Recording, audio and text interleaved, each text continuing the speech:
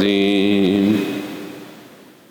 حسبنا اللہ ونعم الوکیل نعم المولا ونعم النصیر اعوذ باللہ من الشیطان الرجیم بسم اللہ الرحمن الرحیم الحمد للہ الذی یؤمن الخائفین وینجی الصالحین ویضع المستکبرین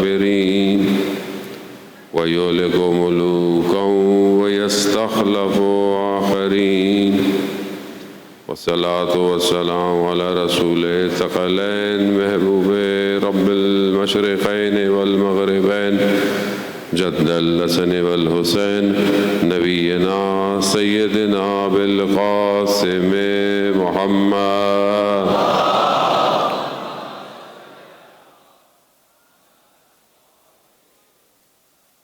وعلى آلہ الطیبین الطاہرین المعصومین لا سیما بقیت اللہ فی الارضین روحی وارواحنا لتراب مقدمہ الفدا ولعنۃ اللہ علی اعدائہم اجمعین بسم اللہ الرحمن الرحیم رب اشرح لی صدری ویسر لی امری واحلل عقدۃ من لسانی یفقہوا قولی اما بعد فقد قال رسول اللہ صلی اللہ علیہ وآلہ وسلم ان الحسین مصباح الہدی وسفینۃ النجات صلوات بید محمد والے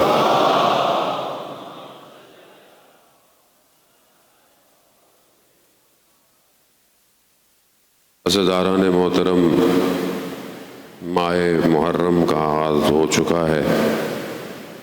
خدا کی بارگاہ میں شکر گزار ہیں کہ پروردگار نے ہمیں یہ توفیق عطا فرمائی کہ ہم ان ایام میں جمع ہوں اور خدا کا ذکر کریں اور ان کا ذکر کریں جن کا خود خدا ذکر کر رہا ہے۔ اور یہ ایام نعمت الہی ہیں، یہ مکتب خدا کی طرف سے ایک ایسی انسان کی ہدایت کا راستہ ہے۔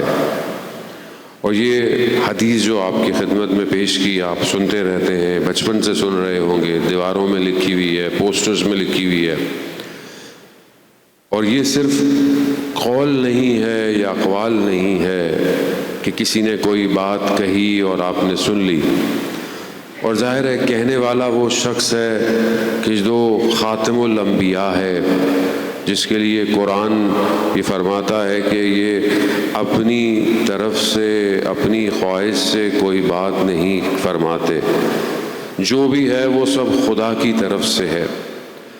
اور پیغمبر جب کوئی بات فرما رہے ہیں تو وہ پھر، اور وہ بھی ایک ایسی وقت میں کہ جب سید الشہداء بہت چھوٹے ہیں، اور صرف اس لیے نہیں کہ وہ ان کے بھانجے لگتے ہیں یا ان کے نواسے لگتے ہیں یا ان کے فرزند لگتے ہیں، نہیں، ایسا نہیں۔ پیغمبر صدیق اور امین ہے، خدا کے نظام کو دنیا پہ حاکم کرنے کے لیے ان کو بھیجا ہے۔ جب وہ کوئی بات کہہ رہے ہیں تو اس کا پس منظر بھی بہت بڑا ہے اور اس آگے تک اس کی روشنی بہت زیادہ ہے۔ آج آپ کے سامنے یہ حدیث اپنے الفاظ کا مصداق ہے کہ بے شک حسین ہدایت کا چراغ ہے اور نجات کی کشتی ہے، یعنی قیامت تک کے لیے اگر کہیں گمراہی ہوگی تو ہدایت حسین دے گا۔ اور آج جو ہم سب بیٹھے ہوئے ہیں یہ سب اسی ہدایت کی وجہ سے بیٹھے ہوئے ہیں، اور یہ ایسا چراغ ہے جسے لوگوں نے یا کسی چیز نے یا کہیں جگہ پہ نہیں جلایا گیا، یہ وہ چراغ ہے جسے خدا نے روشن کیا ہے، اور جسے خدا روشن کر دے اسے دنیا بجھا نہیں سکتی، اور نہ ہی دنیا بجھا پائے گی۔ قیامت آپ کے سامنے کتنا عرصہ ہو گیا، عزاداری کو روک دیا گیا، امام حسین کی زیارت کو روکا گیا، اور اتنی مشکلات آپ کے سامنے ہیں، لیکن یہ کبھی رکا نہیں ہے، نہ کبھی یہ رکے گا، اور جتنا وقت بڑھتا چلا جائے گا یہ کارواں اتنا بڑا ہوتا چلا جائے گا۔ یہ سفینۃ النجات یعنی نجات کی کشتی ہے۔ اب ہمیں بہرحال اسی چیز کو مد نظر رکھنا ہے، اور چند دن آپ کی گفتگو آپ کے درمیان میں ہے کہ اصل وارث جو ہے وہ غیبت کے پردے میں ہے، اور اس تک پہنچنا بہت ضروری ہے۔ جو ہم بہت عرصے یہ بات گفتگو کرتے تھے کہ امام کا ظہور ہو جائے اور امام آ جائیں، میرے خیال میں ہمیں اب اس ٹرمینالوجی کو چینج کرنا پڑے گا۔ یعنی اب ہم انتظار کریں کہ وہ آئیں، اب ہمیں اس سے آگے بڑھنا چاہیے۔ اب ہم اپنے آپ کو اس قابل کریں کہ ہم امام تک پہنچیں، یعنی امام کا آنا ایسا نہیں ہے کہ آپ بولیں امام کہیں سے آئیں گے تو آپ تک پہنچیں گے، نہیں، امام کا آنا صرف ایک شخص کا فزیکل آنا نہیں ہے، ایک سسٹم کا جنریٹ ہونا ہے، ایک سسٹم کا کھڑا ہونا ہے۔ یعنی جب وہ اس سسٹم اس قابل ہو جائے گا تو امام وہاں ظہور فرمائیں گے، یعنی نمودار ہو جائیں گے غیبت کے پردے میں۔ اور ابھی بھی اس سسٹم کو اس لیول تک پہنچانے میں امام خود مدد کر رہے ہیں، لیکن کس کی مدد کر رہے ہیں؟ اس کی مدد کر رہے ہیں کہ جو اپنے آپ کو امام کے لیے وقف کر رہا ہے، اسی کی مدد کر رہے ہیں۔ اس کو تھوڑا صحیح کریں، اس کی آواز کیوں غائب ہو رہی ہے؟ صلوات بھیج دیں محمد وآل محمد۔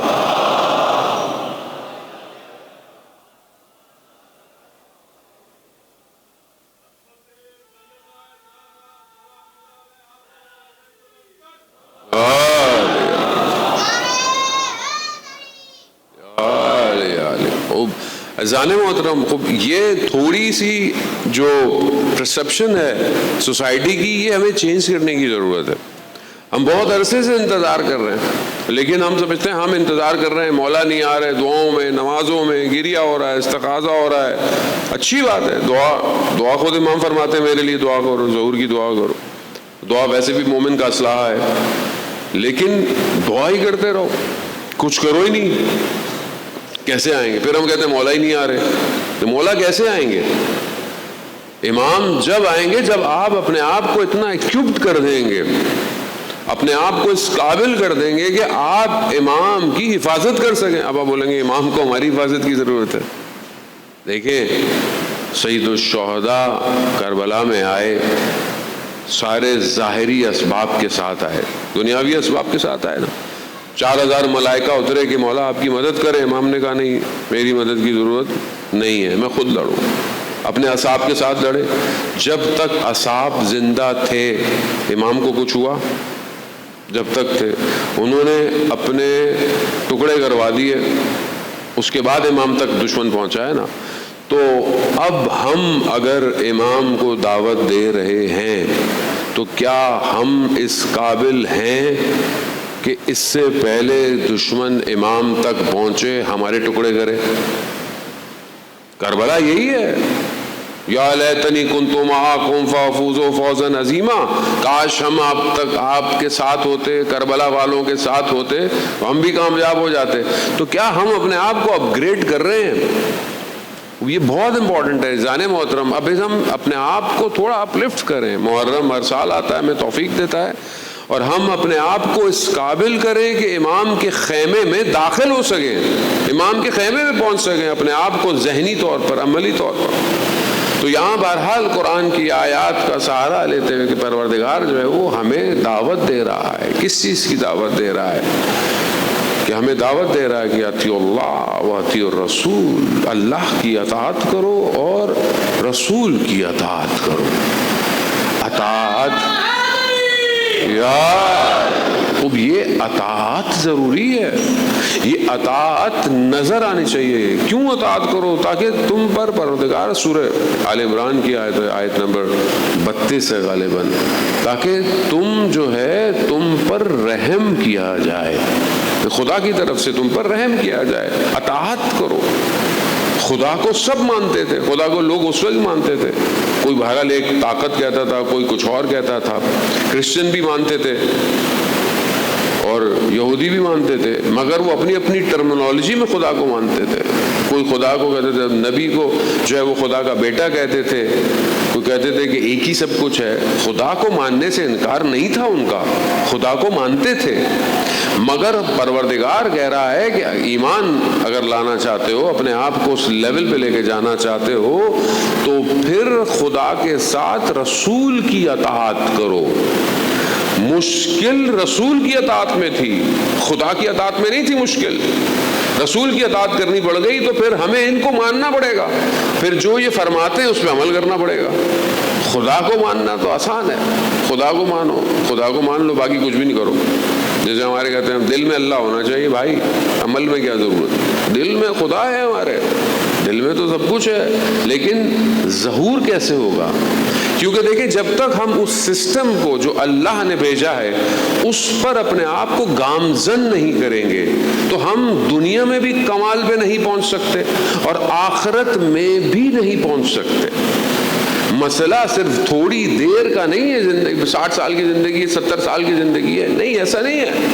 یہ تو بہت تھوڑا اسپیم ہے، مگر یہ چھوٹا سا جو ایک آپ کے پاس پیکج ہے، یہی پیکج آپ کو اس قابل کرے گا کہ آپ قیامت میں ہم فیہا خالدون، تم ہمیشہ وہاں رہو گے۔ اب جہاں ہمیشہ رہنا ہے مگر اس کے لیے یہاں رہنا ضروری ہے اور یہاں سے گزرنا پڑے گا، امتحان میں، آزمائش میں، ساری چیزوں میں۔ سب سے بڑی مشکل جو نظام الہی کے مقابلے میں ہے وہ اللہ کے ولی کا انکار کرنا ہے۔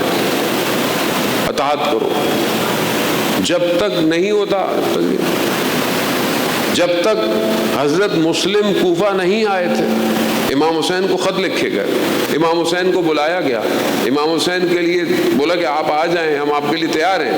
لیکن جب امام حسین علیہ السلام نے جناب مسلم کو بھیجا اور کہا کہ اس کی بیعت کرو، غیبت تھی، جب غیبت سے مراد کیا ہے؟ ابھی امام وہاں نہیں ہے، مدینہ میں تھے نا امام، ظاہری طور پر کوفہ میں نہیں ہے۔ جب تک کوفہ میں نہیں تھے، جب تک بہت تیار ہو رہے ہیں، آ جائیں، آپ آ جائیں، ہم آپ کا انتظار کر رہے ہیں اور ہم یہ کر دیں گے، ہم قیام کر دیں گے، ہم یہ کر دیں گے۔ امام نے بولا اچھا چلو اپنے آنے سے پہلے نائب کو بھیجتا ہوں۔ نائب کو بھیجا، کیا ہوا؟ کہاں گئے وہ 18,000 خط؟ کہاں گیا وہ ہزاروں کا لشکر؟ کہاں گیا؟ یہ فیکٹرز بہت امپورٹنٹ ہیں۔ تاریخ صرف سن کر گزر جانے کا نام نہیں ہے۔ قرآن کے قصے احسن القصص ہیں، تاریخ کے واقعات عبرت ہے۔ امام آ جائیں، امام آ جائیں، مولا آ جائیں، الجل الجل، امام آ گئے، پھر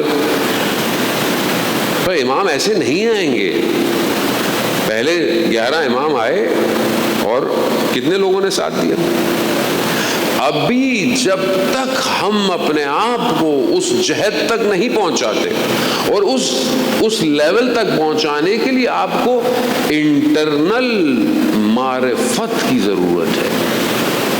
جس شخص کے لیے دنیا سب کچھ ہو، رشتے سب کچھ ہو، پوسٹ ڈیزگنیشن سب کچھ ہو، ظاہری مادیت چیزیں سب کچھ ہو، وہ امام تک نہیں پہنچ سکتا۔ اس کا یہ مطلب نہیں ہے کہ بس آپ بولیں کہ امام تک جانے کے لیے مجھے رہبانیت اختیار کرنی ہے، مجھے جو ہے وہ مطلب پہاڑوں پہ جانا ہے۔ نہیں، اسلام اس کو منع کرتا ہے۔ دیکھیں مسیحیت میں جو رہبانیت ہے وہ کیوں ہوئی؟ تاکہ ہم دور ہو جائیں معاشرے سے، تاکہ گناہ سے آلودہ نہ ہو سکے۔ کہ معاشرے میں ظاہر ہے انسان جب انٹیکٹ کرتا ہے تو غلطی بھی کرتا ہے، کوتاہی بھی کرتا ہے، لیکن جب معاشرے میں نہیں ہوگا تو گناہ نہیں کرے گا، غلطی نہیں کرے گا۔ تو انہوں نے رہبانیت اختیار کر لی، یعنی معاشرے سے کٹ جاؤ، دور ہو جاؤ، تاکہ وجود گناہ سے آلودہ نہ ہو، آلودہ نہ ہو۔ لیکن بدعت تھی، کیونکہ دین یہ نہیں ہے۔ پیغمبر کے دور کے اندر بھی کچھ لوگ جب قرآن کی آیات کو سنا کہ جن کا تعلق جہنم کی آگ سے تھا، گھبرا گئے اور نکل گئے شہر سے باہر۔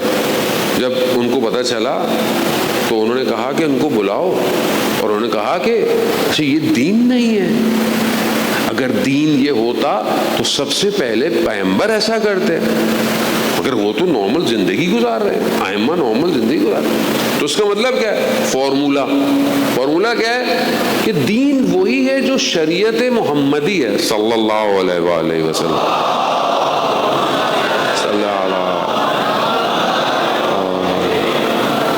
دین یہی ہے، دین باہر نہیں ہے اس سے۔ کوئی بولے جی ہمارا یہ سٹائل ہے، ہمارا وہ ہے، فلانے بڑے پیر صاحب ہیں، بڑے بزرگ ہیں، کرتے کیا ہیں، کیا کرتے ہیں کیا نہیں کرتے، کچھ نہیں۔ دین نہیں ہے یہ، دین وہ یہ جو مطلب معاشرے کے اندر ہے، معاشرہ سازی دین ہے، اجتماعیت دین ہے۔ تو اب گناہ سے آلودگی بچانی ہے، تو گناہ سے آلودگی کیسے بچائی جائے؟ گناہ سے انسان جب اپنے آپ کو، کیونکہ بیکٹیریا اگر آپ کو لگ گیا تو پھر آپ کو تو اینٹی بائیوٹک کھانی پڑ جائیں گی نا بہت ساری، تو کیسے بچائیں؟ معاشرے میں بھی رہنا ہے، تو کہا سسٹم ہے، اطیعوا اللہ و اطیعوا الرسول۔ وہ دوسری آیت ہے جس میں یہ آل عمران کی دوسری آیت ہے کہ یہاں پر خدا کہہ رہا ہے وہ اطیعوا اللہ اطیعوا الرسول اولو الامر منکم، وہ دوسری آیت ہے، وہ سورہ مائدہ کی۔ تو اطاعت کرو، اطاعت تمہارے وجود میں نظر آنی چاہیے۔ تو آج آپ معاشرے کو دیکھیں، آج معاشرے میں آلودگی پائی جاتی ہے، معاشرے میں نجاست پائی جاتی ہے۔ کیوں پائی جاتی ہے؟ اطاعت نہیں ہے۔ قال رسول اللہ کتنا ہے ہماری زندگی میں؟ آپ مجھے بتائیں، کتنی زندگی میں کتنا ہم اپنے پیغمبر کو یاد کرتے ہیں؟ کتنا ہے ہماری 24 گھنٹے کی لائف میں کتنی سنتیں ہیں، کتنی سنتیں؟ یہ تو سید الشہداء کا کرم ہے کہ جو ہم یہاں بیٹھے ہوئے ہیں، ورنہ دنیا کی کسی مکتب میں یہ نہیں ہے، کسی مکتب میں نہیں، اور کوئی امام حسین جیسا کریم ہے بھی نہیں جو بغیر یہ دیکھے کہ تم نے پورا سال میں کیا کیا اس کے باوجود مجلس میں بلا لیتے ہیں، بلا لیتے ہیں۔ میں اپنی بات کر رہا ہوں، آپ مجھ سے بہتر ہیں، مجھے توفیق مل رہی ہے کہ میں آپ کے درمیان میں خود ان کا کرم ہے جانب۔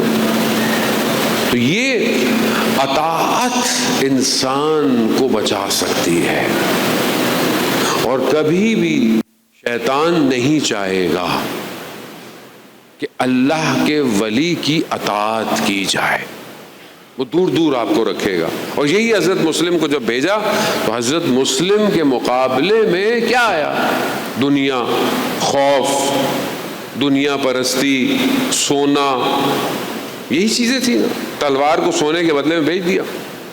آج بھی دنیا وہی ہے، سب وہی ہے، سب کچھ ویسا ہے، جگہ بدل گئی، زمانہ بدل گیا، لیکن سب کچھ ویسا ہی ہے۔ آج بھی دنیا ہے، آج بھی انسان کا اپنا ریلیکس موڈ ہے جس کو وہ چھوڑنا نہیں چاہتا۔ انسان اپنی ظاہری ترقی کی طرف سوچتا ہے، یہ نہیں سوچ رہا کہ میرا نقصان ہو جائے امام کو آنا چاہیے۔ میں اکثر یہ دعا کر رہا ہوتا ہوں کہ میرا مسئلہ حل ہو جائے، امام آئیں یا نہ آئیں، اندر سے زبان سے تو کہتا ہوں مولا آ جائے۔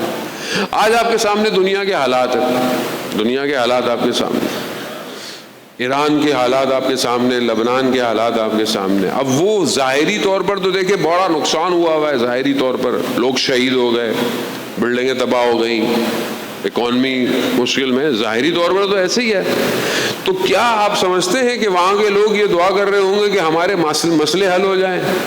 آپ کیا سمجھتے ہیں کہ وہاں کی سڑکوں پہ رات کو کیا دعا ہو رہی ہے؟ ان کے یہاں دعا یہ ہے کہ ہمارا تو جو ہونا تھا ہو گیا، لیکن یہ بچنا نہیں چاہیے، اور وہ آئے جو اصل وارث ہے۔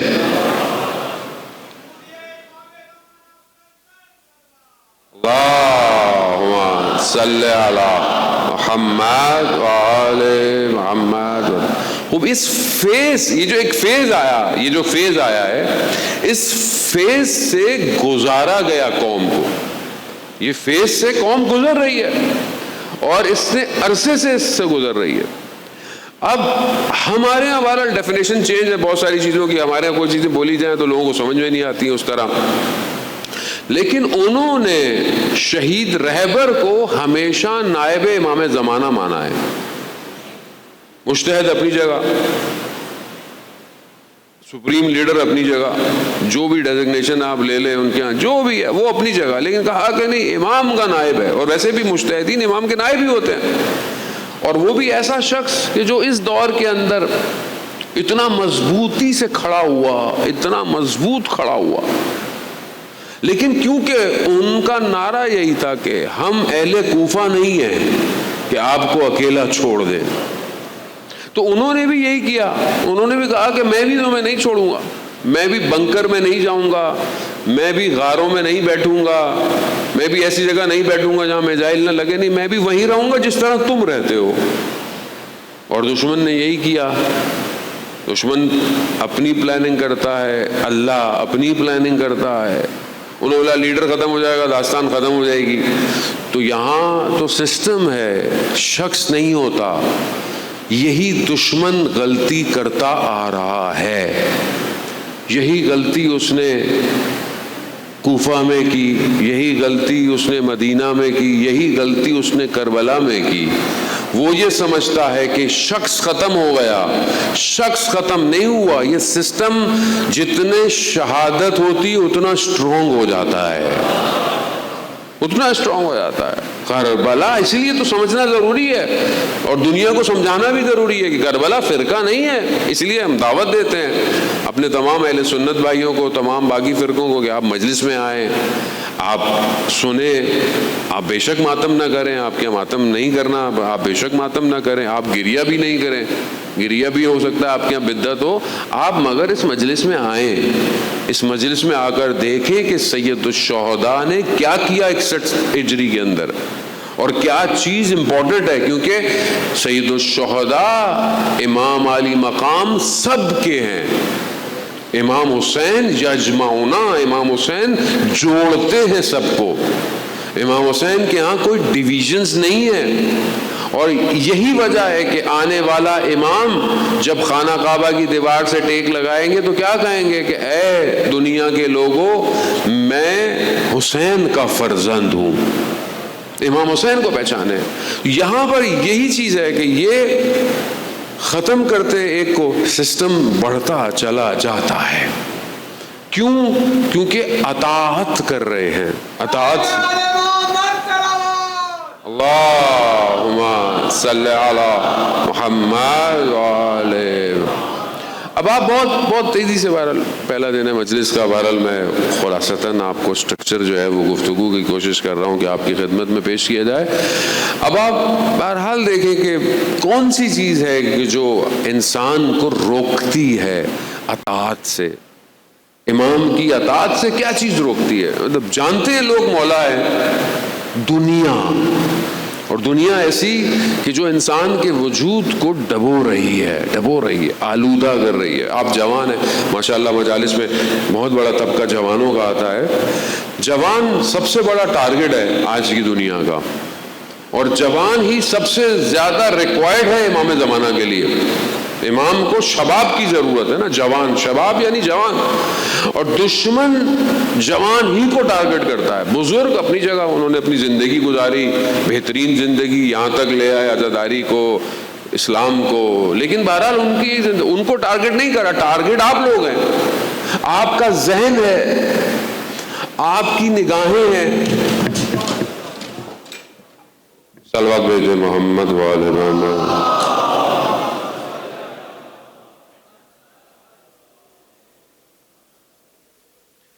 میں ہمیشہ اس بات کا قائل ہی نہیں ہوں کہ آپ یہاں پر اسکاؤٹ والوں کو کھڑا کریں. بھائی میں جس طریقے سے گرمی میں بیٹھا ہوتا ہوں یہ میں جانتا ہوں. مولا کی نوکری ہے تو ہم چل رہے ہیں. وہ بیچارے جوان ہیں، آپ ان کو کھڑا کرتے ہیں. بیٹھ جاؤ بیٹا بیٹھ جاؤ. سیکیورٹی کی کون سی ضرورت ہے یار؟ جس نے مارنا ہے ایسے ہی مار دے گا یار، کیا ہوگا.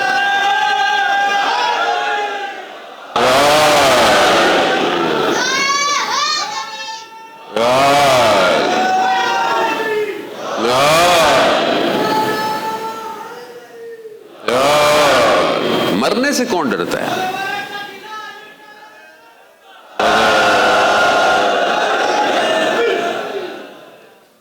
میں میزائلوں سے ہوتا ہوا آ رہا ہوں، مجھے کون سے میزائل یا گولی کی ڈر ہے؟ ابھی ایسی میزائلیں چل رہی تھی، جہاز میں نے اسی میں اڑتا ہوا یہاں پہنچا ہوں میں. تو موت کا کوئی ڈر نہیں ہے. ان کو اپنی زندگی بہتر کرنی. جوان ہے بھی بہت کچھ دیکھنا ہے ان لوگوں نے، جانے محترم. خوب امام کو شباب چاہیے، جوان چاہیے، اور اسی جوان کو کا سسٹم ڈیزائن ہوا ہے، پورا سسٹم ہے یہ. اب دجالی سسٹم کہہ کر انسان بھاگ جاتا ہے، نہیں، اس سے بھی خطرناک سسٹم ہے. اتنا پیٹرن ڈیزائنڈ ہے کہ کس طریقے سے معاشرے کو آلودہ کر دیا جائے کہ یہ جوان امام کے لیے کھڑا نہ ہو پائے، اطاعت نہ کر پائے. میڈیا سب سے بڑا حربہ ہے، جہاں اس کے فائدے ہیں وہاں اس کے نقصانات بھی. مجلس لائیو جا رہی ہے، آپ مجلس دیکھتے ہیں، اپنی پڑھائی کا کام کرتے ہیں، بہت ساری اچھی چیزیں کرتے ہیں، لیکن اس کا اتنا سسٹمیٹک، اس کی ایکویشن، اس کا الگورتھم اتنا ہے کہ وہ کہیں نہ کہیں روح کو آلودہ کرتا ہے، کہیں نہ کہیں. اور وہ نقص جب آ جائے تو اتنا آسان نہیں ہوتا اس نقص کو خراب کرنا. پروردگار قرآن میں کیا فرماتا ہے؟ سورہ بہرحال عمران کی آیت ہے کہ سارعوا الی مغفرت اللہ، یعنی تم جلدی کرو، تیزی کرو، سبقت لو. کس میں؟ خدا کی مغفرت کے لیے. اللہ کی مغفرت یعنی اللہ کی مغفرت حاصل کرنے کے لیے تیزی کرو. دنیا کہاں کہہ رہی ہے؟ دنیا کہہ رہی ہے یہ لوٹ لو، یہ چھین لو، یہ کما لو، یہ بچا لو، یہ لے لو، وہ لے لو، اس میں جلدی کرو. قرآن کیا کہہ رہا ہے؟ قرآن کہہ رہا ہے کہ اللہ کی مغفرت کے لیے سبقت حاصل کرو، دوڑو. مغفرت ضروری ہے. کیوں؟ کیونکہ بہرحال نقص آ گیا ہے، نقصان ہو گیا ہے، چیز ڈیمیج ہو چکی ہے، تو اس کو صحیح کرو. پہلے یہ صحیح نہیں ہوگی تو یہ نہیں تم حاصل کر سکتے. مغفرت ضروری ہے. مغفرت صرف اس لیے مولانا میں نے کون سے گناہ کیے ہیں؟ عزیزان محترم، میں اپنی بات کر رہا ہوں. آپ جوان ہیں، یقیناً آپ پاک ہیں، تبھی تو مولا کی مجلس میں بیٹھے ہوئے ہیں. لیکن آپ خود سوچیں کہ حضرت یونس علیہ السلام، اللہ کا نبی غلطی نہیں کرتا، معصوم ہوتا ہے، لیکن صرف اس وجہ سے کہ قوم پر عذاب نہیں آیا تھوڑے سے ناراض سے ہو گئے. وہ تھوڑی سی، وہ بھی اللہ اور نبی کا معاملہ ہم اس کو شاید ایکسپلین نہیں کر. اس کے باوجود 3 طرح کے اندھیروں میں چلے گئے، 3 طرح کے، رات، سمندر، مچھلی کا پیٹ، 3 اندھیروں کے اندر. اور کئی عرصے تک ذکر کیا، لا الہ الا انت سبحانک انی کنت من الظالمین، کہ نہیں، لا الہ الا یعنی کوئی نہیں ہے تیرے سوا، انی کنت من الظالمین، میں نے اپنے اوپر ظلم کیا. اللہ کا نبی ہے، کیا ظلم کیا؟ کوئی غلطی نہیں کی، مگر اس کے باوجود خدا کی بارگاہ میں جو ہے وہ ذکر کیا جا رہا ہے، پروردگار میں نے ظلم کیا. جب خدا نے اس کو قبول کیا تو کیا کہا؟ فاستجبنا له ونجيناه من الغم وكذلك ننجي المؤمنین. خدا نے قبول کیا. خدا کہتا ہے ہم مومنین کو نجات دیتے ہیں. تو میں اور آپ کہاں کھڑے ہوئے؟ تو اللہ کا نبی ہے، میں اور آپ کیا کریں؟ میں اور آپ صبح شام، میں اپنی بات کر رہا ہوں، اپنی کتنی غلطیاں کرتے ہیں، کتنی کوتاہیاں ہوتی ہیں. تو کیا میں سبقت لے رہا ہوں؟ کیا میں روز دوڑ رہا ہوں خدا کی بارگاہ میں مغفرت کے لیے؟ کتنا انسان سے غلطی ہوتی ہے، ہاتھ میں موبائل ہے، کچھ اور دیکھنا بھی چاہ رہا ہے، کچھ اور نظر آ رہا ہے، ذہن کہیں اور جا رہا ہے. ذہن ایک سٹرکچرڈ ہے پورا، اس کے اندر آلودگی کا آ جانا اس کا مطلب ہے کہ اس میں اچھائی نہیں آئے گی. اگر ذہن پاک نہیں ہے تو انسان کے اوپر الہام نہیں ہوگا. ہر وقت ذہن، آپ دیکھیں نا کہ معاشرے میں اتنا ایسا سسٹم کیا گیا نا، دیکھیں ہماری تو بیسکس نیڈس پوری نہیں ہے، پانی نہیں ہے، گیس نہیں آ رہی، بجلی کا مسئلہ، اور ماشاءاللہ سڑکوں کا مسئلہ. انسان، آپ سوچیں نا کہ آدمی اس ڈسٹریس میں، اور پھر اس کے بعد ٹی وی کھولیں آپ، اس کے بعد خبریں دیکھیں، ساری چیزیں دیکھیں، ایک ہجوم ہے انسان کے اوپر، سائیکولوجیکل وار ہے. اس وار کے اندر پھر ڈرگز، نشے، فساد اخلاقی، بے حیائی، برائی، اور یہ سب کچھ جو ہو رہا ہے. یعنی جو تھوڑا سا بچ جائے تو اس کو آلودہ کر دو. اور جب یہ آلودہ ہو جائے گا تو یہ کیسے کہے گا اطیعوا اللہ و اطیعوا الرسول؟ کیسے کرے گا؟ یہ کیسے کرے گا؟ مجھے ذہن اس کا آلودہ ہے، سوچنے کی صلاحیت ختم ہے اس میں. کہاں جائے گا؟ کیسے اپنے امام تک پہنچے گا؟ یعنی امام تک، اذان محترم، امام تک صرف پہنچنا نہیں ہے، پورا سسٹم ڈیزائن کرنا ہے کہ امام تشریف لائیں اس کے اندر. کیسے کریں گے آپ؟ یہ جو آپ دیکھ رہے ہیں کہ یہ جو جوان بیٹھے ہوئے پچھلے 100 دن سے زیادہ ہو گئے، ٹھیک ہے نا، ابھی سیز فائر ہے، کبھی کچھ ہو جاتا ہے، کبھی کچھ، 100 دن سے زیادہ ہو گئے. آپ ان جوانوں کی کیفیت دیکھیں، ان جوانوں کے ذہن کیا ہوں گے اس ٹائم؟ کیا سوچتے ہیں وہ جو بیٹھے ہوئے وہاں پہ، وہ جو بٹن دبا رہے ہیں، وہ کون ہے؟ وہ فرق ہے نظام الہی میں اور نظام شیطان میں.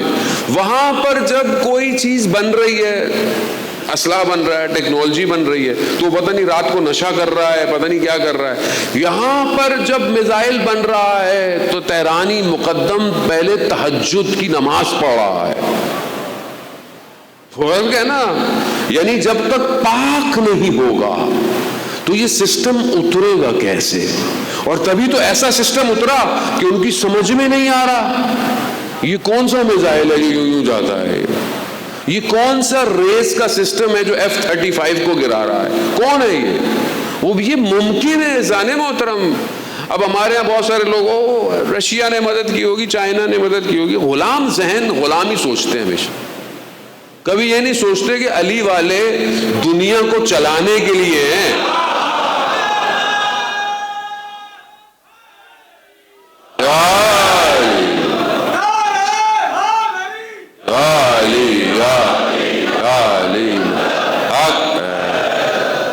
علی والے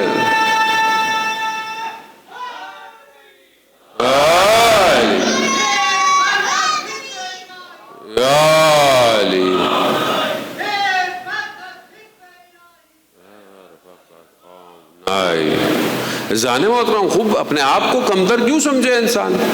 یہی تو ٹائم ہے کہ جہاں پر ولایت علی ابن ابی طالب پوری دنیا کو سمجھانے کا وقت ہے کہ دیکھو اگر ولایت ہو تو پھر یہ ہوتا ہے. 57 ملکوں میں سے جب ولایت علی ہو تو یہاں پر کرار کے ماننے والے ہیں، غیر فرار کے ماننے والے. ایسے ہی ہے، یہاں بھاگتا کوئی نہیں ہے، یہاں سینے پہ تیر کھانے والے لوگ ہیں. یہاں موت فنا نہیں ہے، یہاں موت بقا ہے، بقا. ڈیفینیشن فرق ہو گئی نا. تو جب آپ اپنے آپ کو ایسا سسٹم ڈیزائن کریں گے کہ آپ کا ذہن پاکیزہ ہو، تب آپ ایسا کریں گے، تب دشمن خوف کھائے گا. دشمن خوف کھا چکا ہے اس ٹائم، اور خوف ہے دشمن میں کچھ بھی نہیں ہے، کھوکھلا ہوتا ہے. اور یہ سب کچھ اسی مجلس اور عزاداری سے ذہن ہوتا، سب کچھ یہیں سے ہے. ایک سسٹم کی بات سب سید الشہداء کے در سے ملتی ہے، جہاں 12 سال کا بچہ جو یہ کہے کہ موت میرے لیے شہد سے زیادہ میٹھی ہے، تو وہ موت سے بھاگتے نہیں ہیں، وہ اس شہد کو چکھنا چاہتے ہیں. موت خوف نہیں ہے. اسی لیے ٹیکنالوجی، جدید اسلحہ طاقت نہیں ہے، اصل طاقت ارادہ ہے. ارادہ، اگر جس قوم کے پاس ارادہ ہو اسے کوئی روک نہیں سکتا. تو اذان محترم، دشمن یہی چاہتا ہے کہ آپ کے ارادوں کو ضعیف کر دے، کمزور کر دے، آپ کے ذہن کو گناہ کی طرف لے جائے، معاشرے کو پھنسا دے. یہ تھرڈ ورلڈ کنٹریز کے ایشوز یہی ہیں کہ ان کو کریٹیو نہیں ہونے دو. آپ کے سامنے بہرحال میں خبریں پڑھنے نہیں آیا گا، بولے مولانا صاحب مجلس پڑھ رہے ہیں، خبریں پڑھ رہے ہیں. نہیں، خبریں تو آپ میرے سے زیادہ صبح شام سن رہے ہیں. دیکھیں 47 ایئرز سینکشنز، پابندی، مگر کہیں لگتا ہے. اچھا، بہت سارے لوگوں نے تو دیکھا بھی نہیں ہوا تھا، انہوں نے تو وہ ویڈیوز دیکھی کہ میزائل پڑ رہے ہیں، تو اچھا بلڈنگیں، وہ ہم تو سمجھ رہے تھے گاؤں دیہات ہے، وہ ایسی بلڈنگیں ہیں، پتہ نہیں کیسے روڈ ہیں ان کے پاس. تو لوگوں نے بولا یہ تو بڑا تھا. انہوں نے 47 ایئرز میں غلامی نہیں کی، انہوں نے سسٹم کو ڈیولپ کیا، انہوں نے صرف دعائیں نہیں مانگی الاجل الاجل، انہوں نے کہا کہ ہم اپنے آپ کو اس مقام پہ لے جائیں کہ امام تشریف لے کر آئیں. امام ہے، سب کچھ یہی ہے، یہیں سے اٹھا ہے. امام خمینی کا مشہور جملہ ہے، ہمارے پاس جو کچھ ہے محرم اور سفر کی وجہ سے ہے، اور ہمارے پاس بھی جو کچھ ہے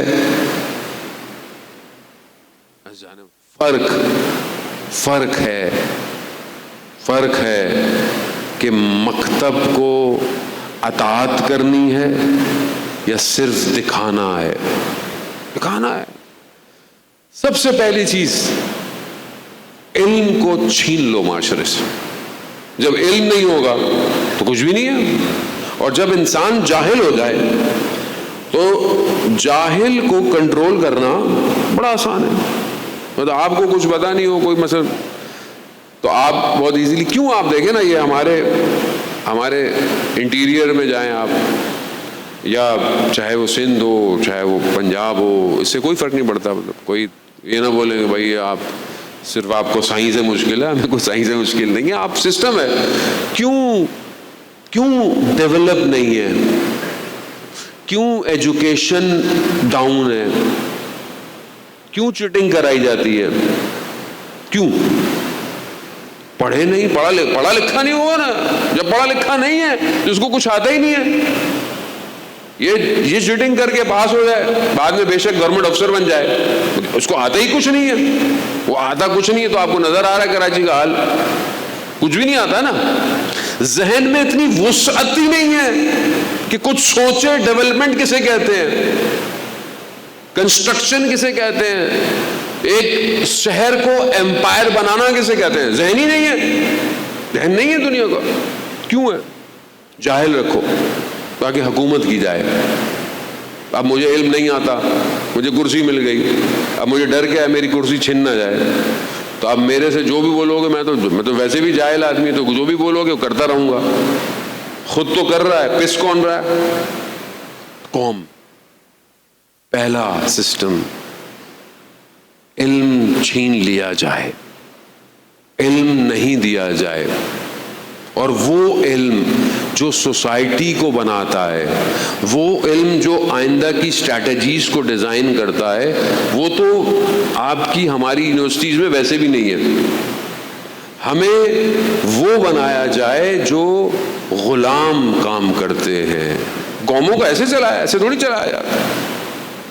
تو اب ہم کیا کریں؟ ذہن میں یہ تو خیر پرابلم آپ کو سب کو پتہ ہی ہے. ہم اپنے آپ کو خود ڈیولپ کریں، اپنے آپ کو انہینس کریں. سب سے پہلے اپنے آپ کو پاک کریں. یہ راستہ روکنا پڑے گا. آپ یہ جو آلودہ، یہ جو نجاست، یہ جو اتر رہی ہے، اس کو روکنا پڑے گا. آپ کو یہ سوشل میڈیا آپ کو اپنا کنٹرول کرنا پڑے گا. ہر چیز نہیں دیکھنی، ہر خبر نہیں سننی، ہر برائی کے بارے میں جاننا ضروری نہیں ہے. یہ ہو گیا، وہ ہو گیا. آپ دیکھیں نا آپ کس طریقے سے معاشرے کو آلودہ کیا جاتا ہے. کوئی ایک واقعہ کہیں ہوتا ہے، وہ تو غلط بات ہے، واقعے کا ہونا بری بات ہے، لیکن ہر واقعے کا نیشنل ہو جانا، معاشرے میں پھیلا دینا، خوب یہ ذہن پاک نہیں ہوگا، اس سجدے میں بھی خدا کی طرف متوجہ نہیں ہوگا. سید الشہداء ایک ایسا سسٹم لے کر آئے کہ چاہے تم کربلا سے ہزاروں سال فاصلے پر بھی ہو، لیکن اگر تم اس مکتب میں آ گئے تو سید الشہداء تمہیں پاک کر دیں گے. پاکیزگی. اب آپ دیکھیں نا، اور یہ صرف مجلس کی بات نہیں ہے. قالا امام جعفر صادق علیہ الصلوۃ والسلام صلی اللہ امام فرماتے ہیں نا کہ اگر تمہاری آنکھ میں ذرا سا بھی آنسو آ جائے، کس وجہ سے؟ امام حسین کے غم میں، تو خدا جہنم کی آتش کو ٹھنڈا کر دیتا ہے. یہ حقیقت ہے. انسان کو پاک کر دیتا ہے، صاف کر دیتا ہے. یہ اپورچونٹی انسان کو کہیں پہ بھی نہیں ملتی ہے جان موت. تو ہم خدا کا شکر کریں کہ ہمیں خدا نے اپرچونٹی دی ہے. جو ہم سے غلطی ہو گئی، انسان ہے، ہو گئی، لیکن ابھی ہم امام کے خیمے میں آ گئے. اور جب آ گئے ہیں تو بس اس سے فائدہ اٹھائیں اور یہ عہد کریں کہ یہ جو چند دن گزریں گے، محرم گزرے گا، تو میں اپنے آپ کو امام کے قریب کروں. اور یہ سب آپ نے خود فیصلہ کرنا ہے، کوئی اور آپ کے بارے میں فیصلہ نہیں کر سکتا. کتنی آئیڈیالوجی میری بدلی، کتنا میں نے اپنے آپ کو چینج کیا. بہرحال خدا میں بھی توفیق دے کہ آپ کی خدمت میں جو ہے وہ ان چیزوں کو پیش کر سکیں. جان محترم، بہت بڑے بڑے لوگ دنیا کے آلودگی اور زندگی میں پھنسے ہوئے تھے، مگر جیسے ہی اپنے آپ کو امام حسین کے حوالے کیا تو نہ صرف خود پاک ہوئے بلکہ لوگوں کو بھی پاک کر دیا. آپ کے سامنے کیسے کیسے لوگ کربلا میں پہنچے ہیں، کیسے کیسے لوگ، حتیٰ وہ بھی جنہوں نے امام کا راستہ روکا. تو یہ کون ہے حسین؟ مدینہ ہے، پیغمبر اپنے گھر میں جناب ام سلمہ سے فرماتے ہیں، ام سلمہ امہات المومنین میں سے ازواج پیغمبر ہیں، ہم آرام کرنے حجرے میں جا رہے ہیں، کسی کو آنے مت دیجیے گا. جاتے ہیں، لیٹ جاتے ہیں. تھوڑی دیر میں دیکھا ایک چھوٹا سا بچہ آیا اور حجرے میں جانے لگا. تو ام سلمہ نے کہا، کہاں جا رہے ہو؟ کہا نانا کے پاس جا رہا ہوں. کہا انہوں نے منع کیا ہے کہ کوئی حجرے میں نہ آئے. تو وہ بچہ کہتا ہے، ہمیں بھی منع کیا ہے؟ یعنی حسین کو بھی نانا نے منع کیا ہے؟ کہا ہاں، سب کو منع کیا ہے. یہ سننا تھا. امام حسین پلٹے، جانے لگے. اچانک سے دیکھا کہ پیغمبر حجرے میں سے آواز آئی، ام سلمہ آپ نے حسین کو بھیج دیا، بلائیے. ام سلمہ دوڑتی بھی گئی، حسین نانا بلا رہے ہیں. کہا آپ نے تو کہا تھا کہ نانا نے منع کیا ہے. کہا نہیں، آپ کو منع نہیں کر سکتے. کہتے ہیں امام حجرے میں گئے. ام سلمہ اس روایت کو بیان کرتی ہیں کہ کچھ دیر بعد میں نے دیکھا کہ اندر سے رونے کی آوازیں آ رہی ہیں، گریہ کی آوازیں آ رہی ہیں. ہاں عزیزان محترم، ماہ محرم ہے. ماہ محرم عام مہینہ نہیں ہے. یہ وہ ایام ہیں کہ جس کے لیے امام رضا ارشاد فرماتے تھے، یبن شبیب، اے شبیب محرم کے ایام آ گئے. اور خود وہ شبیب کہتا ہے، میں نے امام کو مسکراتے نہیں دیکھا کبھی. سیاہ شال ان کی گردن میں رہتی تھی. اب اس درد کو دیکھیں، اس درد کو محسوس کرنا پڑے گا. وہ کہ آپ کی مصروفیت ہے، وہ کہ آپ کی زندگی ہے، لیکن یہ درد بہت ضروری ہے. اس درد کو جتنا محسوس کریں گے اتنا آپ آگے بڑھیں گے. یہ سب کربلا ہی سے تو ہے، اور کہاں سے ہے؟ آپ کے سامنے ہر روز شہادتیں، آپ بچوں کی تصویریں دیکھتے ہوں گے، کتنے بچے شہید ہو گئے، کتنے جوان شہید ہو گئے، مگر کس چیز نے ان کو سکون دیا؟ کربلا سکون دے رہا ہے. وہ مناب کی بیٹیاں جو چھوٹی چھوٹی بچیاں تھیں جنہوں نے ابھی نئے نئے روزے رکھنا شروع کیے تھے، جن کے کتابوں کے صفحے پھٹے ہوئے ملے، جن کے وجود کے ٹکڑے خاک میں مل چکے تھے، کس وجہ سے؟ کربلا۔ جو کربلا کے مکتب میں امام اور امام کی اولاد کے لیے روتا ہے، اسے اپنی زندگی گزارنا مشکل نہیں لگتا۔ جناب ام سلمہ نے بعد میں پوچھا، یا رسول اللہ آپ کیوں گریہ کر رہے تھے، کیوں رو رہے تھے؟ کہا کہ حضرت جبرائیل تشریف لائے اور مجھے انہوں نے واقعہ کربلا بتایا اور کہا کہ یہ آپ کا نواسہ 3 دن کا پیاسا ہوگا اور دشت کربلا میں شہید کر دیا جائے گا۔ اور کہا پھر ان کے ہاتھ میں، پیغمبر کے ہاتھ میں کہتے ہیں مٹی تھی۔ کہا یہ کیا ہے؟ کہا یہ کربلا کی مٹی ہے۔ ام سلمہ ایسے سنبھال کے رکھنا اور دیکھتی رہنا، جب یہ مٹی خون میں رنگ ہو جائے سمجھ لینا حسین مارے گئے۔ بس وہ دن تھا اور دن گزر گیا۔ امام حسین ام سلمہ کی خدمت میں آئے، نانی جان ہم جا رہے ہیں۔ کہا کہاں جا رہے ہو؟ کہا عراق جا رہے ہیں۔ کہا عراق نہ جاؤ، ہر جگہ چلے جاؤ۔ کہا رسول خدا نے کہا تھا عراق میں آپ شہید ہوں گے۔ کہتے ہیں امام حسین نے جناب ام سلمہ کو کچھ دکھایا تو انہوں نے دیکھا، کہا یہ تو بڑا بھیانک منظر نظر آ رہا ہے۔ کہا ہاں نانی جان یہ وہی جگہ ہے جہاں ہم مارے جائیں گے۔ بس کہتے ہیں کہ امام نے بھی وہاں سے کچھ مٹی اٹھائی اور جناب ام سلمہ کو دے دی اور کہا یہ بھی یاد رکھیے گا، ہاں عزاداران محترم میں نہیں جانتا کہ روز عاشوراء جب آئی ہوگی اور پھر وہ جو خاک رنگ میں بدل گئی ہوگی جناب ام سلمہ کی کیا کیفیت ہوگی۔ ہاں مگر اتنا ضرور ہے عزاداران محترم، وہ حسین کہ جس کی ماں نے چکیاں پیس کے پالا ہو، وہ حسین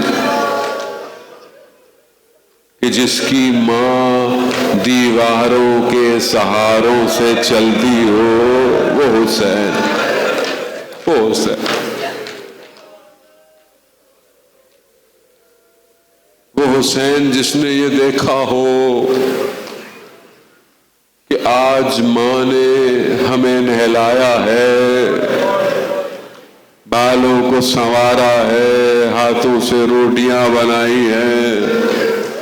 اولاد کے لیے بڑا ہوتا ہے نا، خدا تمام بیماروں کو شفا دے۔ بہت لوگ مریض ہیں، آپ کے آنکھوں میں آنسو ہیں، ان تمام مریضوں کے لیے، کینسر کے مریضوں کے لیے، ان ماؤں کے لیے جو مریض ہیں ان کے لیے دعا کریں۔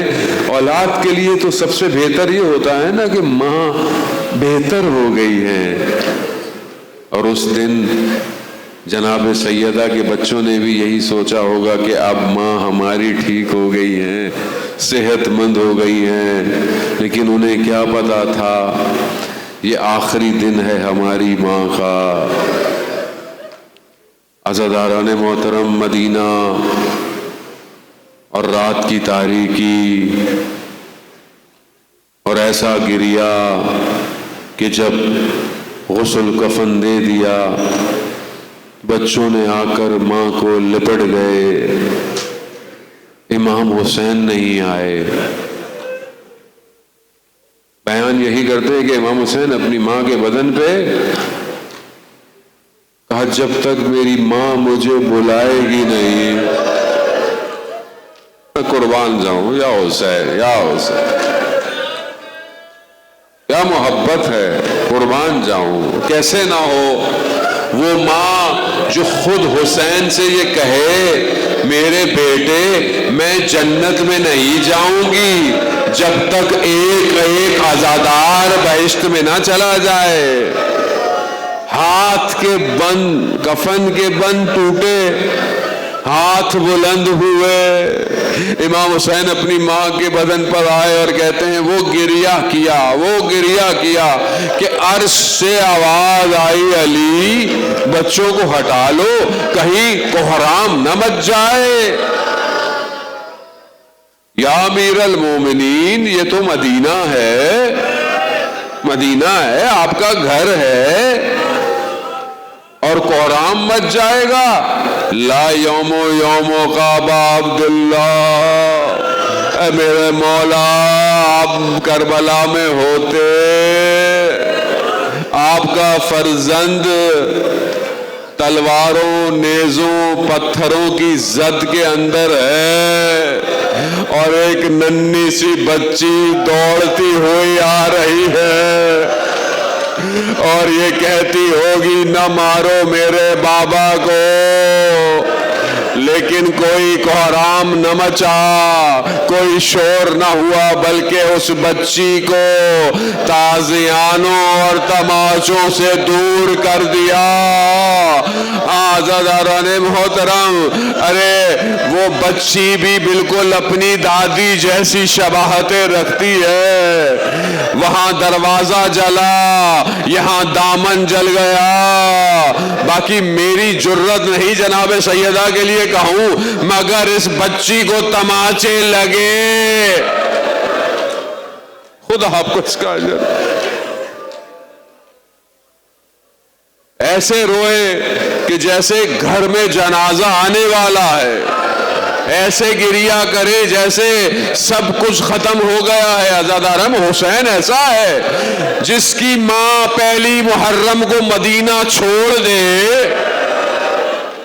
اور اپنی ٹوٹی ہوئی پسلیوں سے شہر شہر، گلی گلی، نہ چھوٹا عزا خانہ دیکھے نہ بڑا عزا خانہ دیکھے، اور آئے اور عزاداروں کے پرسے کو لے کر جائے۔ ارے وہ حسین کہ دشت کربلا کی طرف رواں ہے، اور ایک چھوٹی سی بچی جو آج بھی شام کے زندان میں یہی کہہ رہی ہے، اے میرے بابا کے عزاداروں، جب کربلا جانا تو میرا بھی بابا کو سلام دینا۔